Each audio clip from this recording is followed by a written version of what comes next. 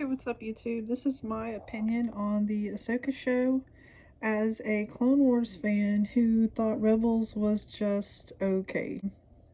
I have to admit that I basically watched episodes one through three, which was basically like just a tiresome backstory. There were parts of it that were almost painful, and then I just sort of gave up, and I thought I would just binge it towards the end, and so that's what I've done. And so these are my opinions on the series. And as I watch these series, my first and foremost thought watching any kind of Disney property is, as a shareholder, is does it make one feel excited? Does it make one feel inspired? Most importantly, does it make one want to buy action figures? So I've already kind of hinted that Ahsoka, for me, was hard to stay engaged. The hyperspace ring was the most interesting thing, in my opinion, in those first three episodes. What is kind of interesting is that this show and Book of Boba Fett and Mando, they just sort of smoothly replace the sequels, don't they? I know we all heard these theories, supposedly that the sequels were going to get retconned. I think in some ways they have been retconned. They've at least been retconned in our hearts, right? So in episode 4, things sort of started picking up, in my opinion. We kind of had that cool droid fight. I thought that was cool. We saw Captain Teva, and it's really a shame that we haven't had a Black Series figure of him yet. I'm sure we'll be getting one soon because he's been in everything. So it's just very strange we haven't had a figure of him. I'm sure he's coming down the line. That being said, in this show have had Ahsoka in so many outfits. I expect to see spacesuit Ahsoka, pajamas Ahsoka, white poncho outfit Ahsoka, like so many Ahsokas. So let's talk about the lightsaber choreography. It's really, really fun. And the person who did that, if you look into her background, she's very talented. And she was heavily influenced, the choreography is heavily influenced, of course, by clips from Clone Wars and Rebels. So it really does feel like that fighting style. And the helicopter lightsaber always cracks me up. Anytime I see the helicopter lightsaber, it just sends me. And this show, of course, is further proof that you cannot die of a fallen Star Wars. In fact, I was trying to tell my son, because he has no interest in Ahsoka. I couldn't get him to watch it past the first episode. He doesn't care. But I was sort of like giving him the rundown and trying to explain what had happened. And so, first of all, you can't die of a fallen Star Wars. I mean, Ahsoka was underwater for like, what, 12 hours maybe? But because she fell, she was fine. That's why, because she fell. And you know, they could have found, all these years, they could have found Ezra so easily. All Ahsoka had to do was go and talk to a space whale and get in its mouth, and he could have taken him right to Ezra. So it's really a shame that they never thought of just like asking. But anyway, so moving on, the de-aging technology was so much better than what we saw in the Kenobi show. Honestly, what I saw in the Kenobi show was just cringe, and I know everybody was like, oh, it's so good. Hayden Christensen he looked I mean, I guess maybe that's what Stonewall Jackson looked like after like at the end of the at the end of the Civil War. But I thought he looked a lot better. I thought Anakin looked so much better in Ahsoka. He looked believably young. And I did enjoy the Clone Wars fan service somewhat. I liked Anakin's subtle hair changes too. I thought that was cool between the different scenes. It was just straight up Clone Wars fan service. The line Ahsoka said, "I choose to live," that was crazy to me. Like, that was probably the most heart-wrenching thing, because if you think about it, her teacher wasn't just Anakin, of course it was Obi-Wan. When she says like she chose to live, when he says basically like she is like him, and she says I chose to live, like he chose to live too as Darth Vader, and that is kind of a parallel to Obi-Wan's choice. Obi-Wan chose to sacrifice himself on the Death Star, and I think, you know, Ahsoka probably could have really used Obi-Wan's help, you know, all those years, and could have helped Obi-Wan. So that's got to be something that's on her mind, and I think that's just like a subtle nod towards that, towards his sacrifice. He just chose to just let Darth Vader kill him. That's just my opinion, though. Now, what we have to talk about is, of course, Captain Rex and his appearance, and wow, what a letdown. And what I don't understand is that Dave Filoni directed this episode. And okay, so I went to go see who all worked on this episode, and of course, like, here's the problem, and this is when we're talking about writer strikes, we're talking about all this. There's just way too many hands in the pot.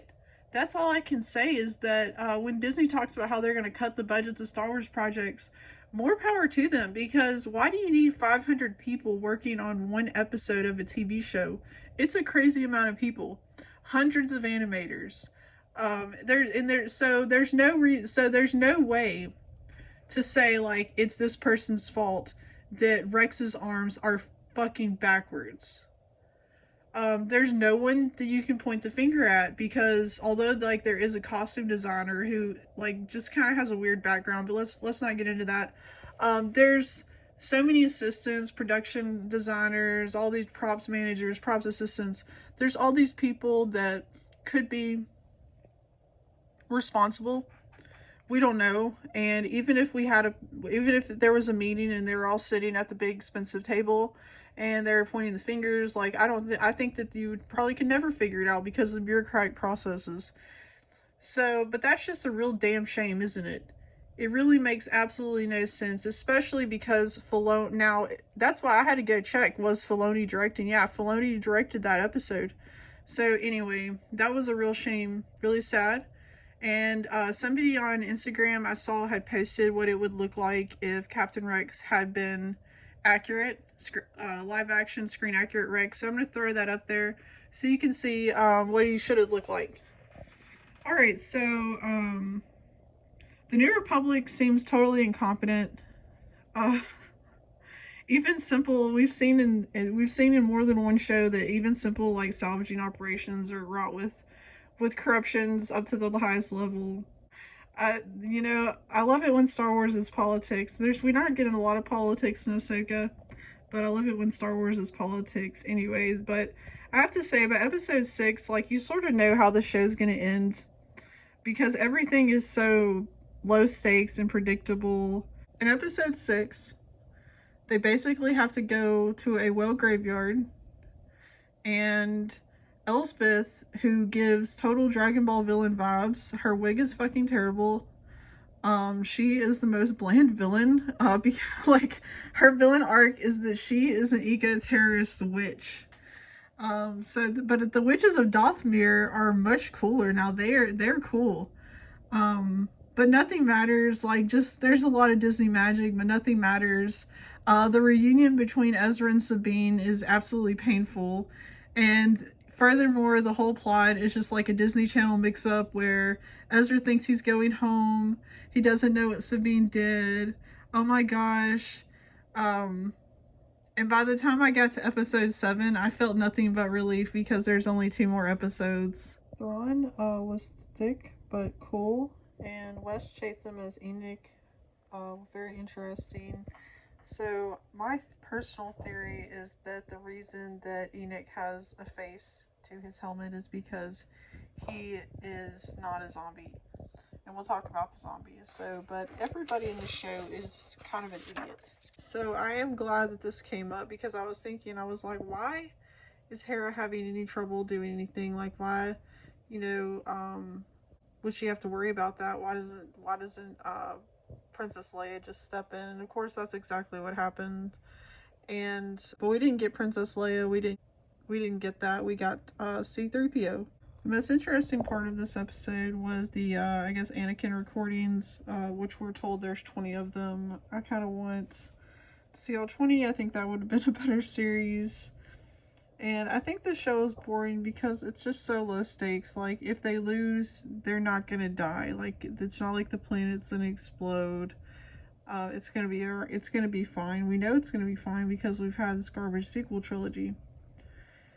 And it's full of a lot of meaningless dialogue.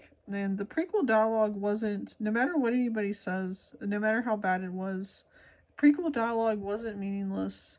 And we know that because over the past few decades, millions of people have been able to derive millions of meaning into millions upon millions of memes of dialogue from the prequels. So it obviously wasn't meaningless. And anyway, so the witches use their space balls to find Ahsoka, who is trying to find Sabine. The lightsaber battle is actually the best part. We get to see Ezra's pacifist force punch attack. We also get to see, and I don't think I'm going to be able to find a picture of it, a new dropship, I think, which was kind of cool. I'm not sure if we've seen that dropship before in live action. Ezra had no character arc. I can't help but notice that. So that brings us to the season finale, and I'm super tired. Between making the first part of this video and the second part of this video, I actually had a whole tooth removed, but I was dead set on finishing this series, getting over with. I can't help but ask myself, who is this show for? It's certainly not for adults, but it's also certainly not for kids, because no kids want the toys of this show. Anyway, so going back to Morgan Elsbeth, she's given so spoilers ahead. Minor spoilers. I'm not gonna spoil, the ending or anything like that. Just some minor spoilers ahead. So anyway, so Morgan Elsbeth gets the Gift of Shadows, which is like the next stage of her Dragon Ball villain evolution. It's how night witches get made, I guess. And force magic is kind of controversial, so that was kind of interesting. She gets the sword of Talzin, which is like yet another glowing plastic sword Disney will have available to pre-order on fan channels and Hasbro Plus by the end of the year, but you won't be, for pre-order by the end of the year, you won't be able to get it until like next Christmas. The whole finale feels anticlimactic, honestly, and to be okay. So this whole series, I've been trying to make myself care about Hu Yang, this droid, and honestly, I just can't make myself care about this droid. I'm just gonna admit it. I did like when Ahsoka was like, train your mind, train your body, trust in the Force. And I was on the fence on whether I was going to tell the story about Howard Chaykin, meeting Howard Chaykin, but when I met Howard Chaykin, I asked him if he had a stack of drawings, and I asked him if he had any Star Wars stuff, and he said, not since you maniacs turned it into a religion. And so I don't think like it's a religion, but that's like a great philosophy. Like, to me, when we're talking about the Force, like, we're talking about God. And this is a long time ago in a galaxy far, far away. So, in my opinion, they just maybe call it something different. So train your mind, train your body, and trust in God. It's that simple. That being said, why is Thrawn so fat and dumb?